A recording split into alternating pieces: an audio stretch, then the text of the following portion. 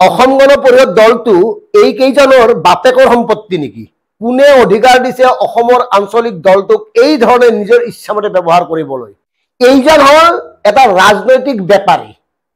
এজন ৰাজনৈতিক বেপাৰীৰ বাহিৰে এওঁ একো নহয়, আৰু এওঁ যেতিয়ালৈকে থাকিব অসম গণ পৰিষদৰ দায়িত্বত তেতিয়ালৈকে এই দশাই হৈ থাকিব। মোৰ এজন বন্ধু সাংবাদিক প্ৰাঞ্জলে ই ঠিকেই কৈছে যে সনাগছিত সতী বিচৰা আৰু অসম গণ পৰিষদত আঞ্চলিকতাবাদ ৰাজনীতি বিচৰা এতিয়া একে কথা হৈ আছে। এওঁলোকৰ কোনো জাতীয়তাবাদী চিন্তা চেতনা আদৰ্শ নাই। এওঁলোকে কেৱল কাক ক'ত কেনেকে হাতত ধৰি ভৰিত ধৰি তেল মালিচ কৰি মূৰ মালিচ কৰি কেৱল ক্ষমতাত বৰ্তি থাকিব পাৰে। বিজেপিৰ অক্সিজেনত জীয়াই থকা এইসকল ৰাজনৈতিক বেপাৰীক লাইভ পোষ্টত বান্ধি হলে সুধিব লাগিব, তোমালোকে জাতিটোক এই দশা কিয় কৰিলা, আঞ্চলিকতাবাদক এই দশা কিয় কৰিলা? এই কাৰণে কৈছো এই বীৰেন বৈশ্য এইজন বীৰেন বৈশ্য, এই বীৰেন বৈশ্য 1996 চনত আপোনাৰ সাংসদ হৈ কেন্দ্ৰীয় মন্ত্ৰী হৈছিল। তাৰপিছত 2008, 2014, 2019লৈকে ৰাজ্যসভাৰ সাংসদ হৈ আছিল। আৰু এইবাৰ এই মানুহজনকে ৰাজ্যসভালৈ পঠিওৱাৰ বাবে অসম গণ পৰিষদে নিৰ্বাচিত কৰিছে।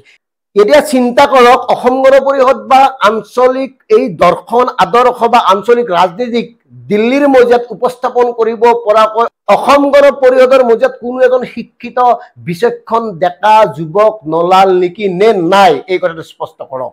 যদি নাই বেলেগ কথা, যদি আছে তেতিয়াহ'লে কিয় এই বয়োজ্যেষ্ঠ মানুহজনকে বাৰে বাৰে পঠিয়াই থকা হৈছে?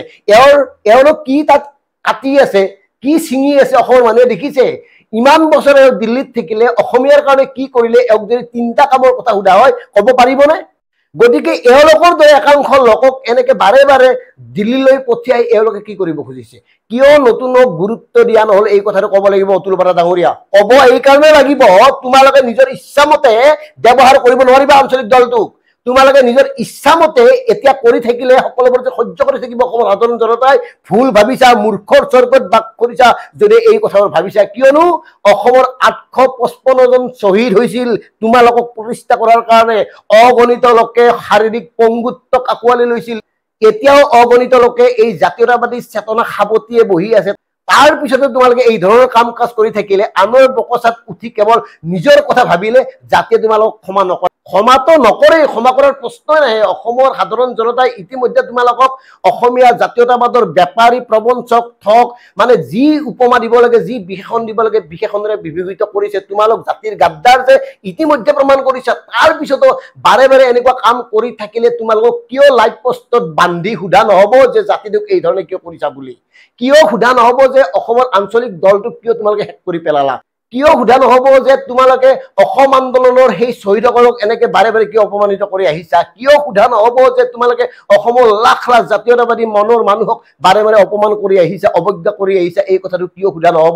এই বীৰেন বৈশ্যই কাৰ আন্দোলনৰ সময়ত, কাৰ ভোট দিয়াৰ সময়ত ভুলতে বোলে ভোট দিছিল তাৰ সপক্ষে, তাৰপিছত তেওঁ কয় আৰু এনেকুৱা মানুহ এজনক পুনৰবাৰ দিল্লীলৈ পঠিয়াব খুজিছে। এওঁ কি জানে নিজে কওকচোন? কি ঘৰৰ ঘাঁ কাটি আছিল দিল্লীত?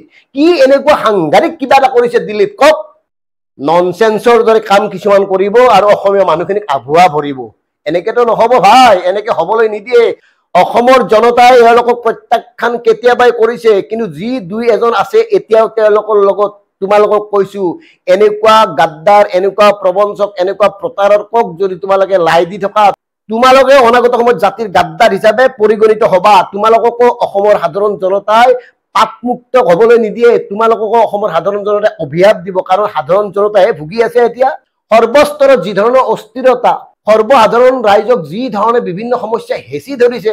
সেইখিনি সময়ত এওঁলোকে নতুনক গুৰুত্ব নিদি এওঁলোকে নিজৰ মানুহখিনিৰ মাজতে এই 70 বছৰীয়া বীৰেন বৈশ্যৰ বয়স 70 বছৰীয়া বীৰেন বৈশ্য ডাঙৰীয়াকো, ডাঙৰীয়া বুলি ক'বলৈ টান পাওঁ, তথাপিও কৈছো সৌজন্যতাৰ খাতিৰত, এওঁলোকক দিল্লীলৈ পঠোৱাৰ কিবা যুক্তি আছেনে? দিল্লীত এওঁ অসমৰ কোনটো এনেকুৱা সমস্যাৰ কথা কৈছে, কোনটো জ্বলন্ত সমস্যাৰ বিষয়ে মাত মাতিছে ভালকে কওকচোন। শেষত আমি এটা কথা আৰু ক'ব খুজিছো, অসম গণ পৰিষদৰ মজিয়াত এতিয়াও একাধিক ডেকা যুৱক আছে, ডেকা শক্তি আছে, যাৰ পৰিৱৰ্তনৰ স্বপ্ন আছে, যাৰ চিন্তা আৰু চেতনাত জাতিৰ প্ৰতি দায়বদ্ধতা আছে, যিসকলৰ অসমীয়া জাতীয় জীৱনৰ মৌলিক সমস্যা সম্পৰ্কত সবিশেষ বিস্তৃত জ্ঞান আছে। তেনেকুৱা যুৱকক কিয় পঠিওৱা নহল দিল্লীলৈ? এই কথাটো তোমালোকে সোধা, আপোনালোকে সোধক। কিয় যুৱচামক এনেকে অৱজ্ঞা কৰা হ'ল? সুধিব লাগিব। কাৰণ যুৱকৰ হাততে থাকে পৰিৱৰ্তনৰ মূল মন্ত্ৰ। এই অসম গণ পৰিষদৰ বয়োজ্যেষ্ঠ নেতাসকলে যদি বাৰে বাৰে এনেকে নতুনক অৱজ্ঞা কৰি তেওঁলোকে নিজৰ কাৰণে সকলোবোৰ চিন্তা কৰি যায়, তেতিয়াহ'লে জাতিৰ ভৱিষ্যত কি? এই ডেকাসকলেও নিজে ভাবক।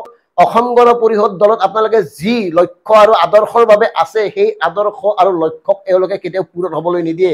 গতিকে সময় থাকোঁতে মজিয়াতে, অসম গণ পৰিষদৰ মজিয়াতে কথাবোৰ সোধক, তেওঁলোকক জবাবদিহি কৰক।